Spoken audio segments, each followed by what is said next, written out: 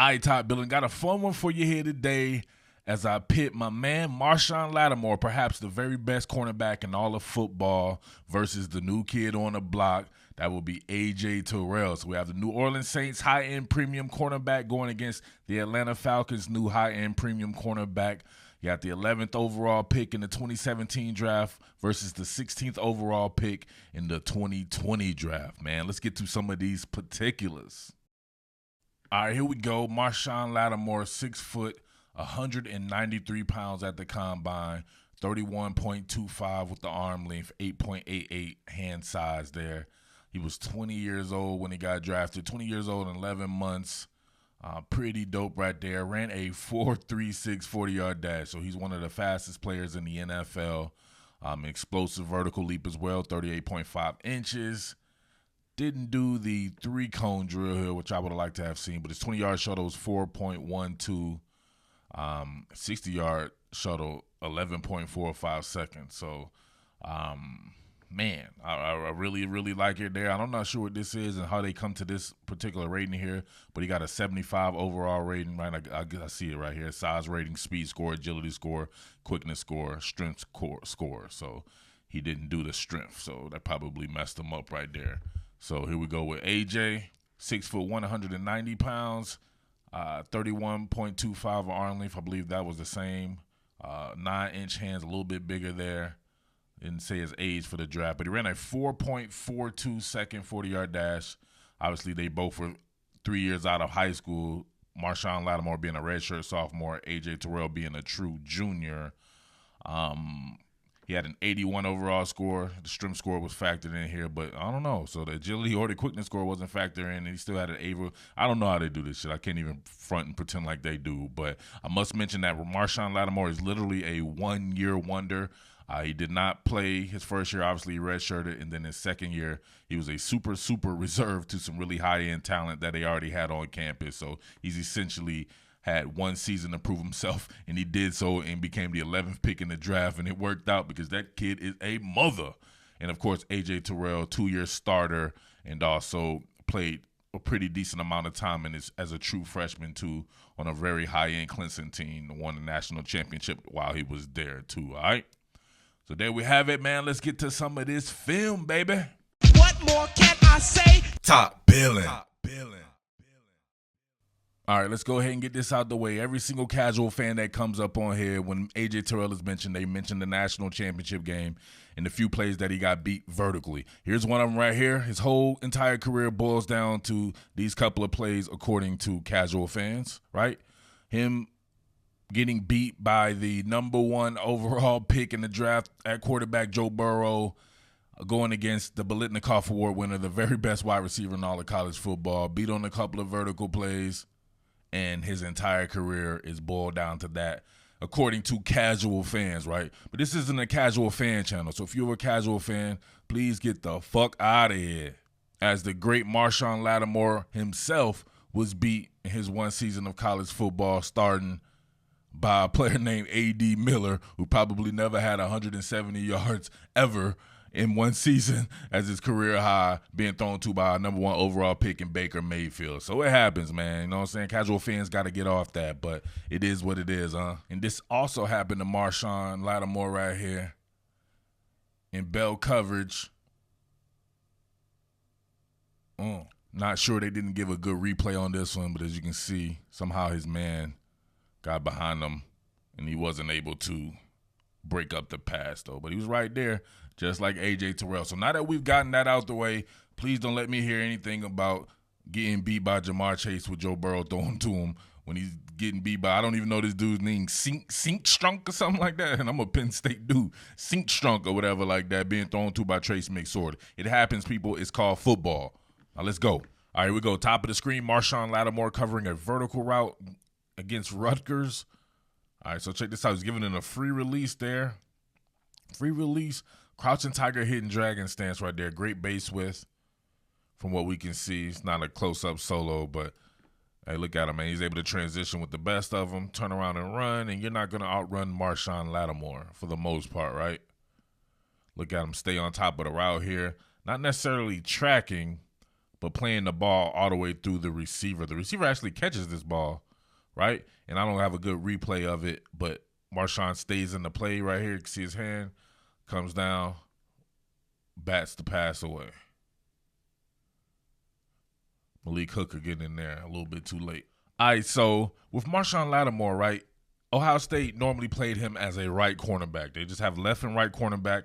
Was really no reason to switch sides or shadow or anything like that because the guy across from him, his counterpart, was Denzel Ward, who, in my opinion, was probably a better prospect in college, no doubt about that, right? We'll see how it shakes out in the NFL, but Denzel Ward was an absolute animal just like Marshawn Lattimore, so at the very least, they were even.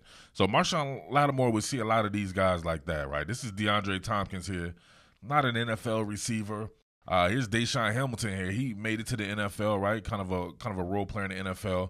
But they had a monster on the other side that Denzel Ward was going against, and that's Chris Godwin of the Tampa Bay Buccaneers. He had 1,300 yards last season with Jameis Winston and them, right? So I'll be doing something on him and Marshawn Lattimore in the NFL here. But in college, Marshawn didn't really get to see a good QB wide receiver combo until he got to the playoffs, really, if you look at it. But here we go here. Free release again. Free release. Look at him stay patient. Like he stays patient, waits for the receiver to commit to a side, then he commits. That's the best way to do it. Decrease the space, stay right up on him. Now, DeAndre Tompkins was pretty fast, but you know how Marshawn Lattimore is, right? Now we see him. Your man Tompkins is already tracking the ball, right? Marshawn is not necessarily tracking the ball right now. He could have been tracked by now, but I don't know if he senses that this ball is underthrown by Trace McSorley, so he finally starts to track. He kind of overruns the play, but he's still able to stay in the play, break it up, make a POB, baby, play on ball. All right, top of the screen right here is AJ Terrell going against Scotty Washington, 6'5" receiver from Wake Forest. Now, AJ kind of guessed on the touch-and-go coverage here. He shot the wrong hand and then extended two hands on that. Right, so he's kind of in recovery mode right here, but we know he has some serious makeup speed. Ain't too many people going to be running by AJ Terrell, if anybody at all here. So we see him playing this vertical route, ball in the air. Now look at this. AJ tracked almost as soon as Scotty Washington tracked here. Look at him. He's already tracking. So when you're able to get your head around that quick, the help over the top is late. So this is pretty much man-up situation right here. An even exchange. Can you out-jump a cat that's 6'5"? Yes, you can. Why not? Hell of a play by AJ Terrell. All right, here's a rep going against Austin Mack in the Ohio State game here. The replay didn't catch the beginning of the route here, but we can clearly see he's in bell mode, right? Vertical retreat, which we'll see him do a lot with the Atlanta Falcons. Now look at him get over top of Austin Mack, decrease the space here. Now look, they both, in the chicken fighting stage here, they both get a little handsy here, right? AJ Terrell gets a little aggressive here. I don't know sure what happened right here, but Austin Mack was trying to shrug him off of him right here, but hey, no, nothing was called. You know what I mean? You know how I do it. Nothing was called, man. Turn around to track the ball. I believe it was uncatchable. Nothing happening. Just being physical. All right, now remember, I got like 3 or 4 AJ Terrell content pieces, all film studies. So I'm trying to show different stuff that I haven't shown before. So here we go right here. So don't come in here and ask me, why didn't you show this? Why didn't you show that? Just look at the other ones. Chances are I've covered it just about everything right here. But AJ Terrell over here into the boundary, works this absolutely perfect. Another vertical route here. Now this time he gets the correct hand to the correct shoulder pad to be able to turn and get yourself into position. A lot of people think that when you work touch and go coverage, you're trying to stop the receiver. You can't stop somebody running, right? You can't do that. But what that is a range finder that allows you to get yourself in the best position there. As you can see, guy starts to track. He starts to track as well. Able to turn, flip, track the ball here, and pretty much runs the route for the receiver. He's the vertical threat here because he's tracking, and I don't know what the hell the receiver's doing. The receiver's out of bounds. Hell of a play getting upfield. Working vert right there. All right, here we go. This time going against Miles Boykin in the playoffs, right? You know big Miles Boykin from the Baltimore Ravens. Big-ass dude, ran a 4.42 just like AJ Terrell at the combine. As a matter of fact, here we go. Fact check. I only speak de truth. 4.42 here. 40-yard dash to the 2019 Combine. Big Miles Boykin. So last one from Terrell here with the vertical portion. Terrell gonna give his big ass a free release. He out there looking like Big T.O. and shit. Now, AJ had to have done a better job of decreasing the space, but I'm guessing he trusts his makeup speed here. Miles Boykin can fly. AJ Terrell can fly as well. So he's back in the position right now. Ball might be a little bit underthrown. AJ didn't get a chance to turn around and completely track the ball. But see here, he breaks up the pass. Now some going to be like, hey, man, is that a PI? What I say? Just like in the other ones, the ref don't call it. It's not a pass interference. So this is a good play from him, showing his makeup speed at the very least. But there you have it. Some good competition right there. Miles Boykin, Baltimore Ravens. All right, last one in the vertical portion here. Marshawn Lattimore going against Stanley Morgan, who went undrafted. But I thought Stanley Morgan was pretty decent at Nebraska. But he's trying to get vert on Marshawn. Look at that. Marshawn immediately bell technique here. So they like to stay on top of routes at Ohio State. You'll see this a lot still currently to this day. And they're not going to let you beat them deep. But this was kind of I'm not sure, this kind of a lapse in attention or something like that. Because Marshawn Lattimore slowed down and then picked it back up and still had the speed to get into play. Now we see the chicken fighting stage here. Stanley Morgan keeping him at arm's length. Marshawn fighting that off. Stanley got up first. Marshawn didn't really get a good jump on it, but he stays in there and breaks it up. Hell of a play. That could have been bad, but that was a hell of a play, man. What a dude, man. I'm telling you, after Pat Peterson, my favorite cornerback, Marshawn Lattimore may be my second favorite cornerback in the NFL. Him and Jalen Ramsey. All right, let's get into a little bit of route transitions and fluidity. At the top of the screen here, Marshawn Lattimore, crouching tiger, hidden dragon, going against Amari Darboh of Michigan. I thought Amari Darboh was a pretty good wide receiver. Obviously, it didn't work out for him, at least thus far in the NFL. But look, this was a crucial. I remember watching this. This is one of the better games that I've seen in the Michigan-Ohio State series here. And that's when they both were ranked extremely high, too. Now, check this out right here. It was, 4th and goal here. They needed this stop, and Ohio State would have won the game. Amari Darboh bakes him off the line of scrimmage. Wow, he commits extra hard. Then I think he slips. There he does. He slips on the get back. And now he's just pretty much out leveraged. He's beat significantly here. And Wilton Spate throws a really good ball here, low and away. Beat Marshawn here to tie the game up on 4th and goal. Let me know if y'all remember that game. Some of y'all cats probably weren't even watching football back then. Fuck out of here. Okay, route transition here. You got Ryan Finley throwing the ball to Kelvin Harmon. So there's two NFL players there. Finley, I think, was like a 4th-round draft pick of the Bengals, and Kelvin Harmon, I forget where he went. Washington. He was a Washington franchise, so I think he was like a 5th or 6th-round draft pick. But here you go. I'm not sure what this started off as. I know AJ Terrell right here has inside leverage, and we can see him working on this against this out route on a transition. Closing speed, phenomenal. Gets his hand in there and breaks up the ball. Very good work there. You can see it from a different angle here. Not a bad throw, kind of low and away, but he just gets to it. All right, here we go. Another route transition. Got Ben Victor here running a corner route. He's going to take an inside bend to it, really try to get AJ Terrell, who's in zone, obviously, looking at the quarterback. A little bit of a meeting of the minds here. AJ Terrell stays on him. Chicken fighting stage going on here. He's just out-muscling Ben Victor, man. He's just too strong for Ben Victor. Justin Fields had nowhere to throw the ball, so he just tosses it out there to the photographers. Take a picture of that, homie. Damn, almost messed up my man's camera too, baby. Working with that Canon EOS. Messing with them Canons. All right, so this was a cool one right here. You got Marshawn Lattimore in the Oklahoma game. This is when I'm really starting to take notice of him in this particular game right here. As we see, I think this was a scramble drill by Baker Mayfield, and Lattimore baited his ass real good. It looks like he's beat. Then he just turns on the afterburners, right, and undercuts this. He takes a great angle to this ball. But look at him really sink those feet in the ground.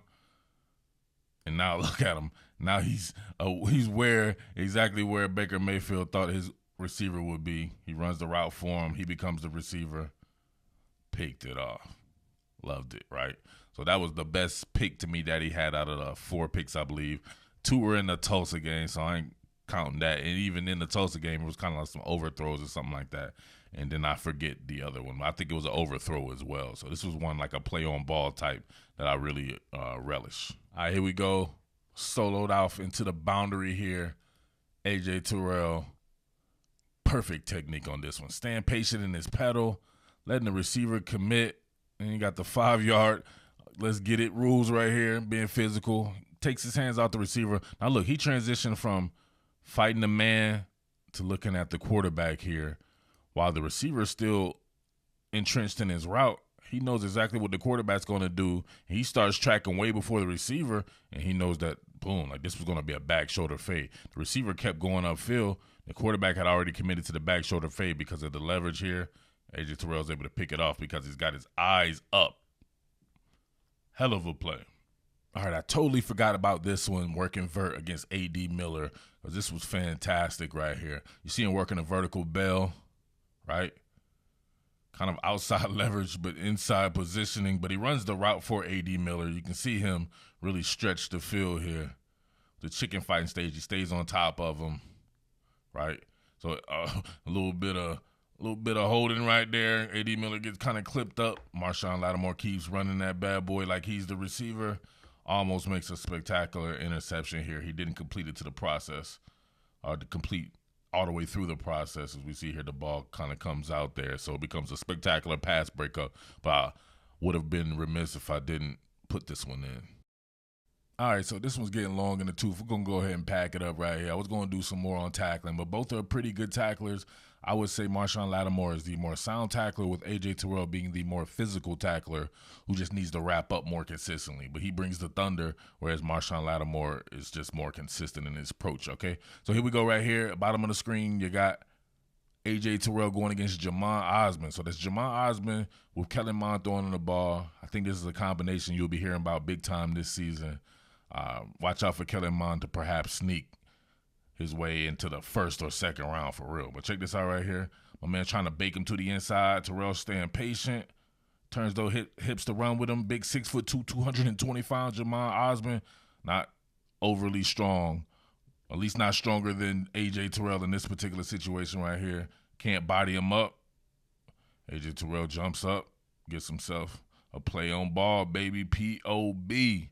So there you have it, man. I just wanted to know, just from a college football perspective, who was the better prospect coming out between these two, right? I know some people cannot separate what they've seen, right? We know Marshawn Lattimore to be a very good player in the NFL. However, coming out of college, it was very much like AJ Terrell, with some of the New Orleans Saints fans being like,